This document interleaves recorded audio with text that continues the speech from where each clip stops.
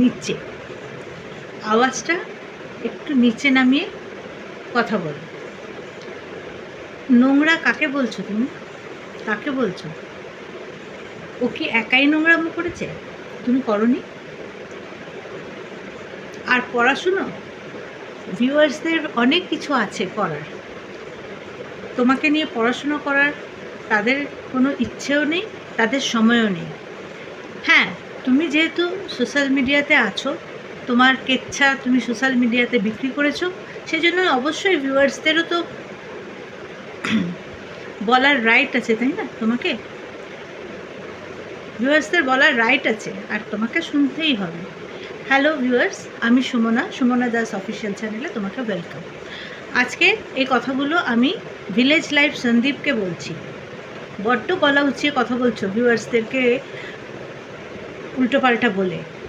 ভিউয়ার্সরা তো নিশ্চয়ই বলবে, নিশ্চয়ই।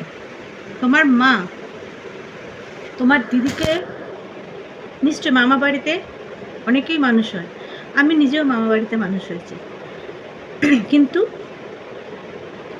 মায়ের সাথে তো সম্পর্ক তা বলে নষ্ট হয় না। বাবা মা মাসির মামা বাড়িতে মানুষ হলেও বাবা মার দায়িত্ব কর্তব্য থেকে কিন্তু বাবা মা পিছিয়ে আসতে পারে না। তোমার মা, সে তো মা, বাবার কথা আমি বলছি না।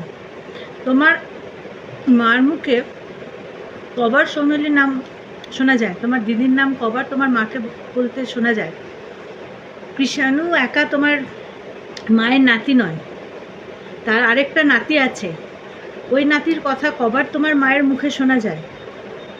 তুমি যে বড় বড় কথা বলছো, আমরা কিন্তু ভিডিওর বাইরে কিচ্ছু বলছি না, ভিডিওর মধ্যেই বলছি। মামা বাড়িতে, হ্যাঁ, গ্রামের মানুষ হওয়া আলাদা আর শহরের মানুষ হওয়া আলাদা। তোমার দিদা মামাদের তার মানুষ তার সে যেভাবে মানুষ হচ্ছিল সেটা পছন্দ হয়নি বলে তারা তাকে ওখানে নিয়ে গেছে, সেটা তো খুব ভালো কথা। কিন্তু এই যে ক্রিয়েটাররা যেগুলো বলছে, যেই কথাটা বলছে তোমার মা তোমার দিদিকে নাকি অভিশাপ দিয়েছিল, সেটা কেন দিয়েছিল তাহলে? কবার দেখা যায় তোমার মায়ের মুখে তোমার দিদির নাম বলতে? কবার দেখা যায়? কবার দেখা যায় সৌমিলির ছেলেকে তোমাদের বাড়িতে আসতে দিদা বলতে? তার ছেলের কথা কবার তোমার মায়ের মুখে শোনা যায় কৃষাণু ছাড়া? তোমার মা হচ্ছে, তোমার শুনতে খুব খারাপ লাগবে তাই না?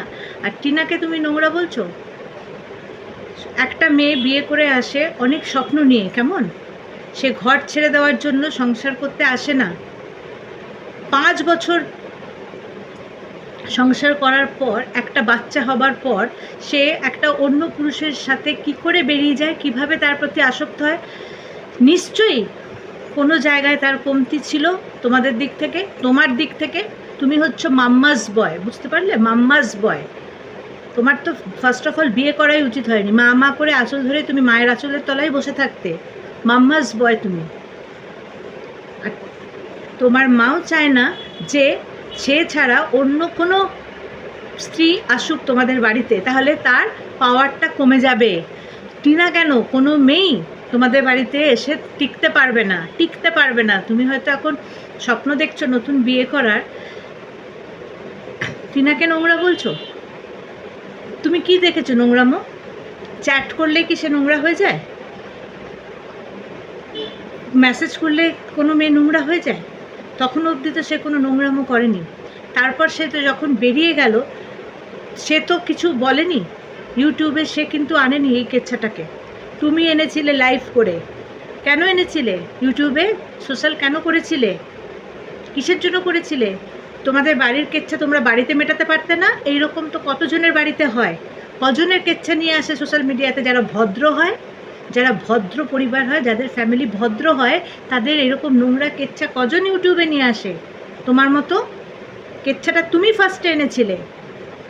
বড় বড় কথা বলছো আজকে, কথা তো বলতে পারো না।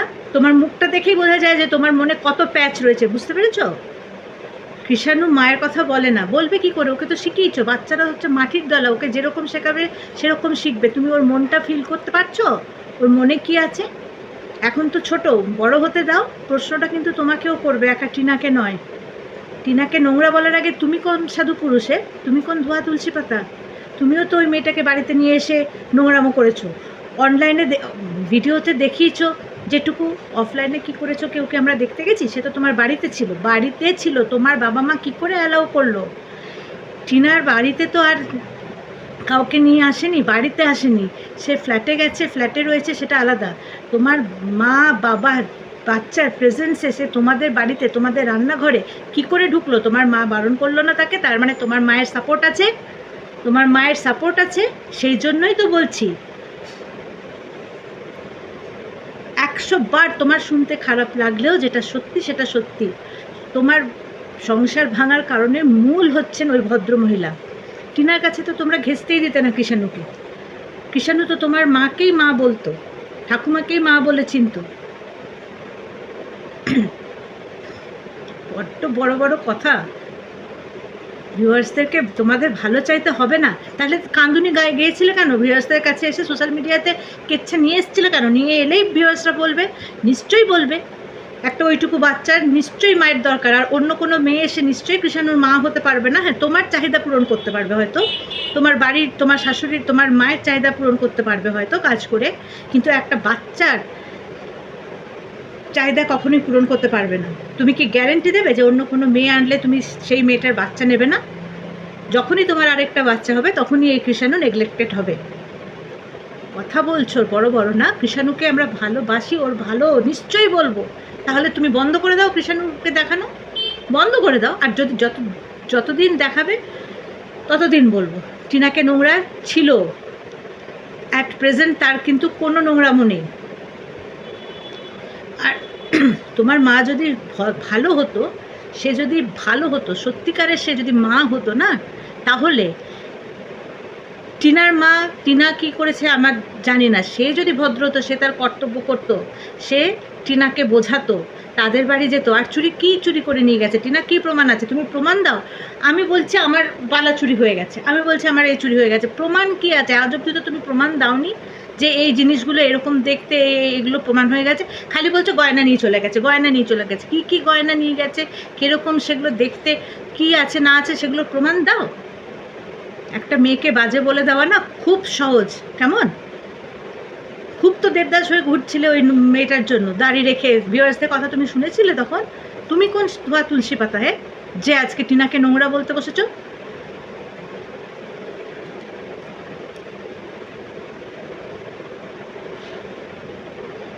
যত সব আসছে এখানে, ভিউয়ার্সদেরকে ধমকি দিচ্ছে, পড়াশুনো করো, খেয়ে কাজ নেই তোমাদের, নোংরা কেচ্ছা নিয়ে পড়াশুনো করতে যাবে ভিউয়ার্সরা।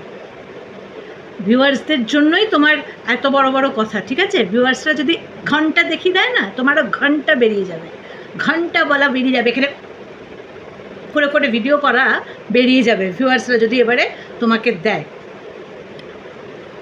যত সব।